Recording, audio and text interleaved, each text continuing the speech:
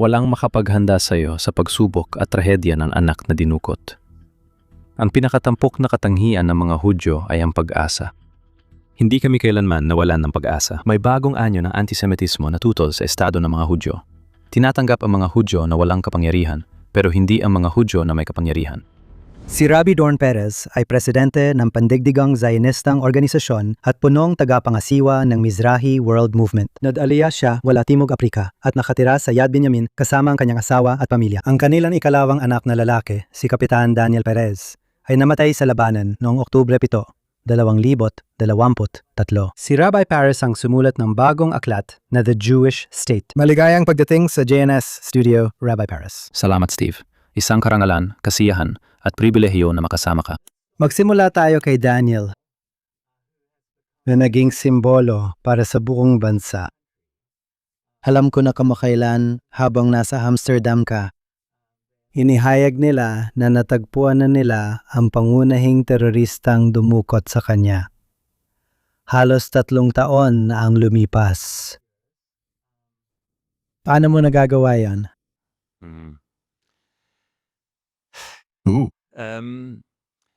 Alam mo, sa ilang paraan pakiramdam ko wala talagang makakapaghanda sa iyo para harapin ang ganitong pagsubok at trahedya ng pagkakaroon ng anak na dinukot. At alam mo, sa totoo, nung unang 2 linggo nawala siya. Nung nalaman naming nawawala si Daniel, sabi ko, anong ibig mong sabihin ng nawawala? Wala kaming alam sa kinaroroonan niya matapos ang 5 o 6 na araw. Akala namin binihag siya. Pero hindi namin alam. Harapin niyon at umasa, nabuhay pa siya sa loob ng 163 araw. Pero malalaman mong napatay siya noong Oktubre 7. Maghihintay ka pa ng 1.5 taon bago siya mailibing. Kaya sa ilang paraan. Walang makapaghahanda sa iyo para rito. Sa ibang paraan, pakiramdam ko buong buhay ko ay naging paghahanda para dito. Alam mo, may rabi akong kasamahan na nagsabi sa akin. Bumisita siya noong unang 2 linggo at sinabi niyang nawalan siya ng namatayan siya ng kapatid sa malagim na pangyayari. At ang tatay niya, isang sikat na rabay sa Amerika, ay rabay rin tulad niya. At sinabi ng tatay niya sa kanya, alam mo, na yon ang pagkakataon natin para makita kung talagang pinaniwalaan natin ang lahat ng sinasabi natin sa mga tao. Kung kaya talaga nating gawin ang mga sinasabi natin, kumbaga, isabuhay ang ating mga salita. Kaya para sa akin, kahit napakahirap at masakit, sobrang sakit araw-araw. Para sa akin sa isang banda, nagpapasalamat ako na pinaniniwalaan ko talaga ang mga sinasabi ko sa mga tao. Bilang rabay ng komunidad sa South Africa, marami akong nakasamang pamilyang nawalan ng anak sa malulungkot na pangyayari sa iba't ibang edad. At kahit gaano ito kasakit, nararamdaman ko isang uri ng pagiging totoo dahil naniniwala ako sa mga sinabi ko. At masasabi ko rin, alam mo, ngayong tapos na ang Shabbat na Chamu at Tisha B'Av. Isa sa natutunan ko tungkol sa kaginhawaan. Alam mo, ang dakilang Rabbi Akiva na nagbigay ng ginhawa, nakita niya ang matinding pagkawasak at siya ang naging dakilang tagapagbigay ginhawa ng Israel. At ang kanyang mga pantas ay nagsasabi, Akiva ni Hamta, pinagaan mo ang aming loob. Napagtanto ko na ang ginhawa. Ito ay isang bagay na hindi ko inakalang mararamdaman ko. Ito ay isang bagay na natutunan ko sa nakalipas na 2.5 taon. Si Noe ang unang pinangalanan dahil sa kaginhawaan. Siya ang mapapaginhawa sa atin. Si Noe ang pangalan niya. Mula sa salitang kaginhawaan. Bakit napanatag si Noe? Sinasabi dito na ang Diyos. Gusto ko lang ipakita, ako ay isang rabay. Kaya palagi akong nagbibigay ng drusya, pero gusto kong sabihin ng isang bagay na talagang nagbago ng buhay ko. Sinasabi na si Noah na siya ring hango ang pangalan sa Nechama. Unang ginamit ang salitang Nechama sa Torah nang sinabi, Vaynachem Hashem, na pinagsisihan ng Diyos na nilikha niya ang sangkatauhan at winasak niya ang sangkatauhan. Sabi ni Rashi, ang kilalang tagapagpaliwanag, ano ang kinalaman ng pagsisisi o pagbabago ng isip sa Nechama? Ang parehong salita sa Hebreo, Vaynachem, ay nangangahulugan na ang Diyos ay, sa isang paraan ng pagsasalita, nagbago ng isip. Nihon TV, kaya nagbago ako ng isip. Ano ang kinalaman nito sa kaginhawaan? Palagi kong iniisip na kapag pumunta ka sa isang bahay ng pagluluksa, hindi mo sinusubukang baguhin ang isip ng kahit sino. Sinusubukan mo lang maging maunawain. Gusto mong makinig, damhin at makibahagi sa sakit ng iba. Wala itong kinalaman sa pagbabago ng isip mo. Gusto kong ibahagi sa iyo, Steve, ang isang nangyari sa akin na palagi kong iniisip at naging isang sandigan ko. Pagkalipas ng 48 oras na nawawala si Daniel at si Jonathan, ang mas nakatatanda naming anak na lumaban din nung araw na iyon at nasugatan. Sa pagtatapos ng unang araw, isa naming anak ang nawawala. Anak na nabaril o nasugatan sa binti. Pareho silang sundalo, mga opisyal. May 2 kaming anak na lalaki at 2 anak na babae. Sobrang sama ng pakiramdam ko, halos di makahinga sa unang 48 oras. At pagkatapos ay narinig kong magsalita ang kasamahan kong rabbi na namatayan ng anak. Nagsalita si Rabbi Yosef Weitzman, ang punong rabbi, tungkol sa kanyang anak. At kahit siya ay nilugmok ng sakit, ang katotohanan na siya ay lumaban bilang bahagi ng operational team. Ano nga ulit tawag doon? Ang team, ang sibil, Ang civil defense team ng kibbutz ay nakapagligtas ng maraming buhay. At halos walang nasaktan. At sinabi niya, alam mo, nakapagligtas ng buhay ang anak ko. Napakaraming buhay. Marahil daan-daang buhay nung araw na iyon. At iyon ay mga henerasyon at henerasyon ng mga tao. Kahit masakit para sa amin. May ginhawa sa isip na namatay siya habang nililigtas ang mga Hudyo at Diyos lang ang nakakaalam kung ilang henerasyon ng mga Hudyong nailigtas niya. Nang marinig ko yun, masasabi ko, Steve, pagkatapos ng 48 oras, iyon ang unang positibong bagay. Sabi ko, wow, alam mo, matindi ang sakit at dilim ng pinagdadaanan ko. Pero iyon ang unang beses na bigla akong nakapagbago ng pananaw.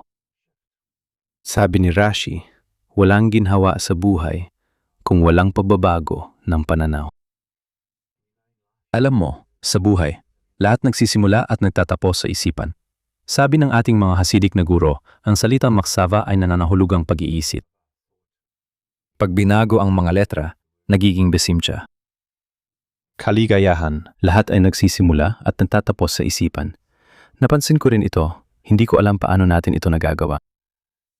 Dinaanan ko ito na may mas malaking pananampalataya sa kakayahan ng tao na harapin ang sakit at mga hamon. Hindi ko alam kung paano.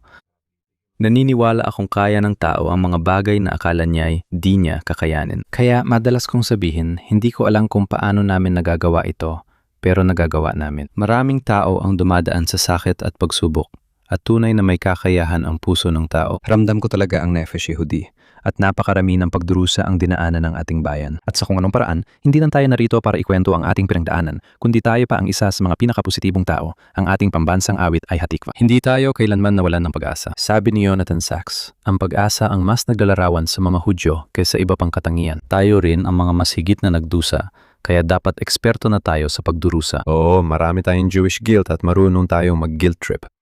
Pero eksperto rin tayo sa pag-asa. Naminiwala tayo, marahil higit pa sa ibang grupo, sa kabutihan ng sangkatauhan. Kaya hindi ko alam kahit paano. Nagsisimula nang magbago ang pagtingin ko rito, kahit gaano man ito kasakit. Daniel. Siya ay dinukot at namatay sa lugar na gusto niya sa pinakamapagpasyang araw sa buhay ng kanyang henerasyon at ng ating henerasyon. Walang nag-utos sa kanya na umalis sa ligtas niyang pwesto sa tangke. Alam niya na siya ang huling linya ng depensa. Siya at ang kanyang mga kasama, sinabi ng general na pinuno ng Southern Command. Sinabi sa akin na sa ikalawang Shiva, kung hindi nandoon ang tangke ni Daniel at hindi lumaban sa paraang ginawa nito, tangdang iba pa ang napatay sana.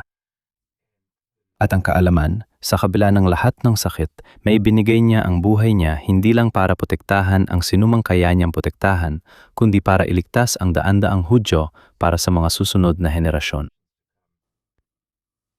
Hindi nito maibabalik siya at hindi rin ito nababawasan ang tindi ng sakit kapag nararamdaman ito. Pero tiyak na mayroong, para sa akin, may tiyak itong kahulugan. Minsan sinabi ko ito sa sarili ko lang itong proseso ng pag-iisip. Alam mo, ang huling beses na nagdasal ako sa tabi ni Daniel at Jonathan. Ang dalawa naming anak na parehong naging opisyal sa hukbo ay noong Rosh Hashanah. Noong Yom Kippur, pareho silang sundalo. Unang araw ng Sukkot kasama si Daniel. Huling araw kasama si Jonathan. Kaya huling kapiling ko sa panalangin ang dalawa kong anak noong Rosh Hashanah. Doon namin pinaniniwalaan na naipasya na iyon na ang huling Rosh Hashanah ng kanyang buhay. Sa matinding at masakit na panalangin, unatana o neta ni Tukif. Naisip ko sa sarili ko, Steve, kahit hindi ko maintindihan ang dahilan, matatanggap ko yon. Na ito na ang huling Rosh Hashanah ni Daniel at mamamatay siya sa paraang iyon. Kung matatanggap ko ang napakahirap na gezira o hatol na ito na magdudulot ng pagdurusa sa amin habang buhay, kung matatanggap ko yon, mula noon, nagkaloob ang Diyos sa amin ng napakalaking awa. Ilang tao ang namamatay na may masakit na karamdaman at sa mga aksidente at paghihirap. Hindi nagdusa si Daniel, kami pa ang nagdusa habang hinihintay namin siya. Hindi siya nagdusa. Naglitas siya ng napakaraming buhay sa pinakamabigat na araw ng henerasyong ito. Kaya pagdating sa kahulugan, pagdating sa mga kamatayang may malalim na epekto, grabe, kitang-kita ko talaga mga taong nagdurusa na parang nag-iisa sila sa hirap nila. Kailangan mo talagang hanapin ang ibig sabihin. Dito, sa loob ng matinding sakit na ito, mayroong malalim na kahulugan at layunin. Kaya kahit ano paman, hindi na nito maibabalik ang anak natin. Walang makakabawas sa tindi ng pagkawala, pananabik at sakit sa mga sandaling iyon. Pero bilang pangkalahatang paraan ng pagharap, ang paraan ng pagtingin ng isang tao sa mga bagay, gaya ni Rabbi Akiva, Nehemtani, noong ang lahat ng nasa paligid niya ay nakakita ng pagkawasak. Nakita niya ang pagkawasak. Pero nakita rin niya ito bilang bahagi ng mas malaking proseso ng pagtatayo. Kaya sa tingin ko, malaking bahagi ng katatagan ay nasa puso at isipan. At kailangan mong humugot ng lakas sa kalooban. Kailangang humugot ng lakas sa kalooban. At humuhugot tayo ng lakas sa kalooban tuwing araw-araw. At talagang naniniwala ako na may kakayaan tayo. Harapin ang mga napakahirap na bagay na kinakaharap natin. Pinagdadaraanan natin sa isang napakahirap na panahon ngayon.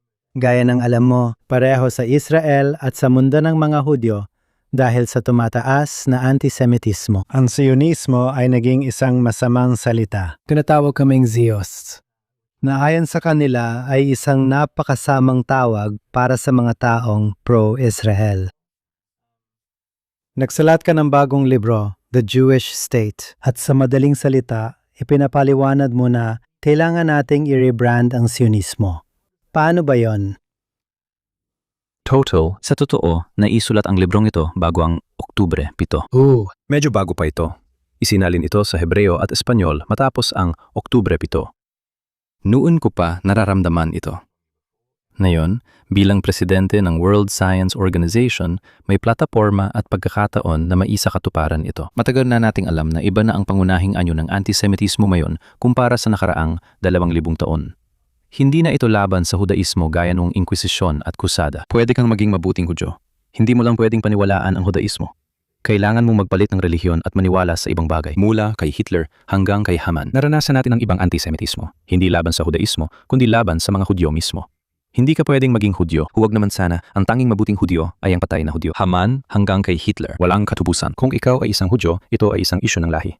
May kinalaman ito sa iyong pagkakakilanlan. Walang katubusan mula rito. Laban sa pagiging sambayan ng Hudyo, laban sa relihiyong Hudyo. Meron tayong bagong uri ng antisemitismo na siyang ipinapaliwanag ko sa aking libro, batay sa kasaysayan at espiritual na mga pinagmulan, na ang mga ebidensya ay nagmula pa libu-libong taon na ang nakalipas, at ito ay ang pagtutol sa pagkakaroon ng sariling estado ng mga Hudyo. Hindi kami laban sa mga taong Hudyo. Hindi kami laban sa relihiyong Hudyo. Tumututol kami sa Zionismo at sa pagkakaroon ng mga Hudyo ng sarili nilang estado. Matitiis namin ang mga Hudyo na walang kapangyarihan. Hindi namin matanggap ang mga Hudyo makapangyarihan dahil nung panahon ni Haman at Hitler, gayon din nung panahon ng aming pagkatapon.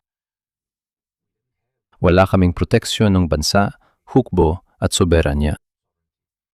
At dahil dito, ang mga Hudyo ay walang kapangyarihan at madali silang. Huwag naman sana, tanggalin sila. Alam mo, ikalimang kulum o bilang, alam mo, mga relihiyosong tagalabas.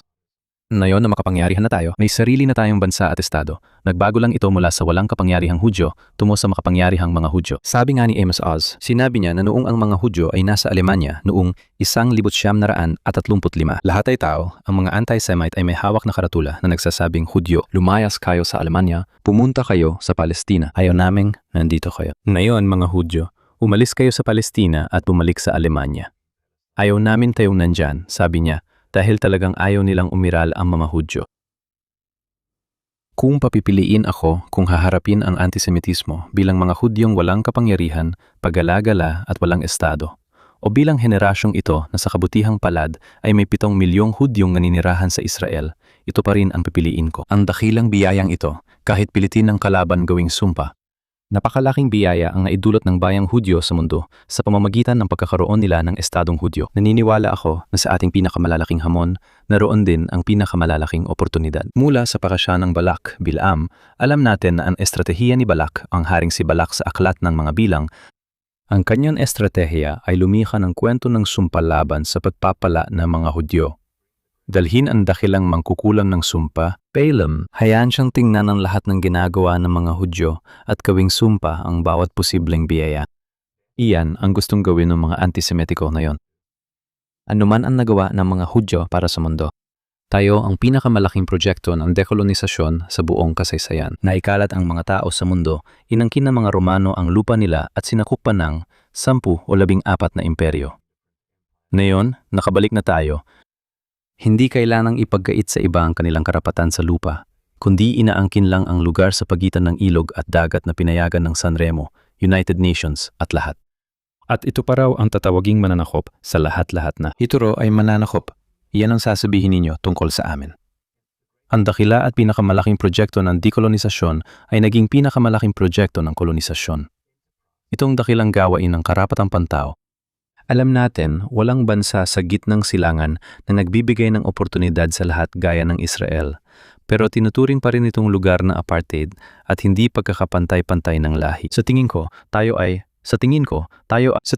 sa nakalipas na 50 taon, nagkaroon tayo ng kaunting pahinga mula sa kasaysayan ng mga Hudyo. Akala natin, tulad ng sabi ni Fukuyama, tapos na ang kasaysayan at maayos na ang lahat. Pero ngayon, napagtanto nating hindi pala. Hindi pa tayo naroroon. Muli tayong humaharap ngayon sa virus ng antisemitismo. Ito ay naging, gaya ng alam natin, matindi at patuloy na umiiral. Alam na natin ito. Sa kabutihan palad, mas handa na tayo ngayon para harapin ang malaking hamon na ito. Alam natin ngayon kung noong 1935 ang hamon ay si Duryuda. Ngayon, ang hamon ay ang Duryuda ng wika nga kaawa-awang Hudyong walang estado. Ngayon, siyon na ito. Kung noon ay ang dilaw na bituin, ngayon ay ang asul na bituin. At una sa lahat, kung kailangan kong kumili kung alin sa mga ito ang gusto kong mapabilang, pipiliin ko ito. Pangalawa, naniniwala akong may malaking hamon at oportunidad tayo. Lumalaban tayo sa maraming larangan sa Israel. Sa tingin ko, panahon na naituon ang pansin sa malaking labanan at digmaan para sa ating moral na lehitimasyon sa opinyon ng publiko. Ituring itong digmaan at gamitin ang pinakamagagaling na isipan ng mga Hudyo at Hentil na sumusuporta sa Israel para harapin ito ng sistematiko. At malinawa dahil hindi ako naniniwalang maaring harapin ito. Sa totoo lang, nahain na ang hamon at may pagkakataon tayong harapin ito at kailangan natin. Siyempre, kasama ang Pandaigdigang Sionistang Organisasyon na isang pandaigdigan, ang Pandaigdigang Sionistang Kilusan ay pangunahing sumusuporta sa estado ng mga Hudyo. Ngayon, ito ay mula sa buong mundo ng mga Hudyo. Ang kahangahangang organisasyong ito ay may mga tao mula sa iba't ibang panig ng mundo at mula sa iba't ibang ideolohiya ngayon, mula sa mga ultra-orthodox hanggang sa mga napaka-progresibong kaliwa. Lahat ay bahagi ng World Zionist Organization. Napakalawak ng saklaw nito, parehong sa heograpiya at ideolohiya. Pero alam nating lahat, kahit ito'y reform na sinagoga o ultra-orthodox na sinagoga, saan man ito naroon. Kahit saan pa iyon. Mula Bondi, Montreal, Toronto, Buenos Aires, at saan mang panig ng mundo, mayon. Hinaharap natin ang magkatulad na mga hamon, at iyon ang pagkakataon natin para makita kung paano ito haharapin. At bilang Pangulo ng World Zionist Organization, ano ang iyong pananaw tungkol sa hinaharap at kung paano natin mararating yon? Ibig kong sabihin, alam kong malaki ang suporta mo sa pagkakaisa ng mga Hudyo at pagtutulungan ng lahat. Pero sa praktika, hindi ito laging madali. Malapit na rin ang eleksyon sa Israel. Kapag ang mga Hudyo ay nag-aaway sa isa't isa, gaya ng sabi nun, alam mo, maaaring masira ang mga templo. At dahil na, gaya ng nabanggit mo, katatapos lang ng Tisha B'Av, paano natin mararating yun bilang isang bayan? At paano tayo magiging mas nagkakaisa para sa estado ng Israel? Tingnan mo, sa palagay ko. Una, ang napakalaking nabasa ko sa isang ulat ng Pew, na ang napakalaking karamihan ng mga Amerikanong Hudyo, 90%. Tingnan mo, naniniwala sa pagsuporta sa ilang anyo ng soberanya at pagkakaroon ng estadong Hudyo sa lupain ng Israel. Kaya kung kukunin mo ang 90% ng mga Amerikanong Hudyo at mas mataas pang porsyento ng mga Hudyo sa buong mundo at sa Israel, malamang nasa 95% ng mga Hudyo sa buong mundo ang sumusuporta sa Israel. Oo, may ilang ekstremistang relihiyoso sa kanan tulad ng Neturei Karta, siguro ilang daan lang. Sa progresibong kaliwa, mas marami pa roon. Pero mga kilusang nasa laylayan lang ang mga iyan sa mundo ng mga Hudyo. Ang progresibong kaliwa ay maingay, pero nasa gilid lang ang kanilang kilusan. Sa mundo ng mga Hudyo, karamihan ay sumusuporta sa kanilang soberanya. Kaya anumang pagtutol dito, hindi lang sa ilang pulisya, ay pagtutol. Lalo na kung Israel lang ang tinitira habang pinalalampas ang iba. Ito ay pagtutol sa pagkakakilanlan at tadhana ng mga Hudyo, kaya dapat itong mabuklod sa atin. Ayon sa mga pantas, nang ibigay ni Ahasuerus ang kanyang singsing kay Haman para tatakan ang kautusan. Ang gawaing iyon ang nagbuklod sa mga Hudyo. Higit pa sa lahat ng 48 propeta at propetang babae na 48 propeta at 7 propetang babae. Nagpropesya at nag-ugnay ng kadena sa daan-daang taon para magbuklod. Hindi namin nagawang magsama-sama, lalong nagbuklod sa amin ang banta na iyon. Nakakalungkot na ang mga banta lang ang nagbubuklod sa atin. Mas mainam kung nagkakaisa tayo mula sa loob, hindi lang dahil sa labas. Naniniwala pa rin ako sa kabila ng lahat ng sakit na dulot ng Oktubre 7. At kahit hindi na tulad dati ang pagkakaisa na yon, nagbago ang lipunang Israeli at Hudyo. Nakita natin na handang gawin ng mga kaaway ang lahat, pati ang pinakamalupit para wasakin tayo. Ang mga Hudyo sa kabuuan ay nagkakaisa dito sa Israel sa ating pangangailangang tumindig kahit ano pa ang pressure mula sa ibang bahagi ng mundo upang tumayo at ipagtanggol ang ating sarili. Mayroong isang uri ng pagkakaisa sa paligid. Oo, hindi ito kasing halata gaya nun. Nararamdaman ko sa kasamaang palad ang mga banta sa Israel at mga institusyong Hudyo sa mundo. Kailangan nating magkaisa dahil hindi naman tinitingnan ng mga kaaway kung sino ang Hudyo. Anong klaseng Hudyo o Zionista ka, hindi nila iniintindi. Wala talaga silang pakialam sa mga internan nating pagtatalo. At naniniwala ako, talagang nakakahati-hati ang mga demokratikong eleksyon. Umaasa at nananalangin ako na di natin malimutan ang mas malaking larawan. Madalas kong sabihin na ang mga panloob na kalaban sa politika ay hindi kaaway. Talagang nakakainis para sa akin kapag may mga taong nagsasabi na ang politikong ito o ideolyang ito ang pinakamalaking banta sa Israel.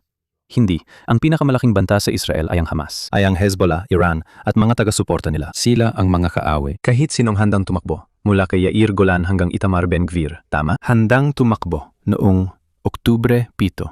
Ang kanilang mga taga-suporta at isugal ang buhay dahil nagmamalasakit ka sa bansa. Ibig sabihin, hindi sila kaaway. Ang mga Haredim, sa totoo lang, gusto kong sabihin na ako mismo, bago ang Oktubre 7, hindi ako nagkaroon ng anumang issue sa hindi nila pagsali sa hukbo.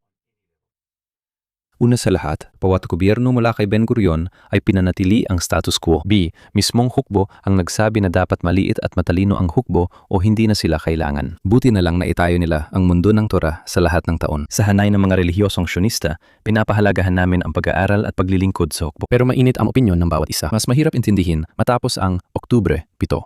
Nang makita nating nilabanan natin ang pinakamahabang digmaan na kailanman nating nilabanan. At nakikita natin, hindi lang libu-libong buhay ang nawala at 10,000 libo, 15,000-16,000 na sugatan at ang pressure sa mga reservist. Mas mahirap maintindihan itong paghahanda sa unos. Alam mo, mas mahirap talaga ito. Gayunpaman, ang mga Haredi gusto nila ang kabutihan ng Israel kahit hindi pa sila. Kahit mas pinili nila ang segregasyon, isolasyonismo at pag-aaral ng Torah kaysa sa pagsali sa hukbo. Hindi sila ang kaaway. Ang matinding kaliwa ay hindi kaaway. Ang matinding kanan ay hindi ang kaaway. Namamangha ako sa bilis ng pagiging handa ng mga tao. Alam nila agad kung sino ang kaaway. Hindi sila, kundi ang kabilang ideolohiya. Binalaan tayo ng mga pantas na ang walang basehang galit ang sumira sa templo. Steve, sa totoo lang, di pa ako nakakita ng taong namumuhi ng walang dahilan. Ano ang walang basehang galit? Hindi pa ako sa buong buhay ko nakatagpo ng isang tao na nagsabi, kinamumuhian ko ang taong iyon o ang ideolohiyang iyon ng walang dahilan. Isa ako sa mga naging dahilan ng pagkasira ng templo. Naniniwala ako may mga dahilan ang tao para kamuhian ang iba. Sa akin, ang walang basehang galit ay hindi ibig sabihing walang dahilan. May mabuting dahilan ka. Walang sapat na dahilan para ituring na kaaway ang kalabang pampulitika o ideolohikal. Sa sandaling hindi mo na maiba ang opinyon ng isang tao sa kanilang pagkatao, kapag nasaksihan mo lahat ng ginagawa nila, gusto talaga nilang masama para sa mga Hudyo, kaaway sila ng mga ito. Parang sinasabi ng tao, gusto ko ang ikabubuti ng mga Hudyo, pero yung iba, para lang sa sarili nila at hindi iniisip ang mga Hudyo. Sa tingin ko, yan ang sinatsinam. Dahil ang pagturing sa ibang tao na hindi lehitimo based sa kanilang ideolohiya ay, sa tingin ko, walang basehan.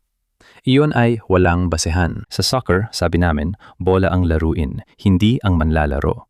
Lalo na kakatapos lang ng World Cup. Huwag mong i-foul ang manlalaro. Bola ang habulin mo. Kung i-foul mo ang manlalaro, matatanggal ka. Ang patakaran ng magalang na pag-uugali ay labanan ng ideolohiya, hindi ang tao. Naniniwala akong ito ang hamon natin. Kung madali lang ito, Steve, nasa ibang posisyon na sana tayo ngayon. Pero naniniwala pa rin ako na ang panahon pagkatapos ng Oktubre 7 ay hindi na katulad ng dati. Umaasa at nagdarasal akong hindi na natin kailanganin. Lahat tayo ay nahaharap sa banta na ito ngayon. Nararapat lang na umatras tayo sandali at makita ang mas malawak na larawan. May isa pa akong sasabihin. Naniniwala ako na ang Israel ay mas malaki kaysa sa kahit sinong politiko. Sabi ni Amit Segal sa libro niya, lahat ng punong ministro naging punong ministro at gustong maging punong ministro ay iniisip na sila lang ang makakalutas sa mga problema ng Israel. Alam mo, palagi kong sinasabi, walang makakapalit kay Moshe Rabbeinu. Sino ba ang pwedeng pumalit kay Moshe? Wala pang taong tulad ni Moses. Alam mo ba? Si Josue ang pumalit sa kanya. Alam mo ba?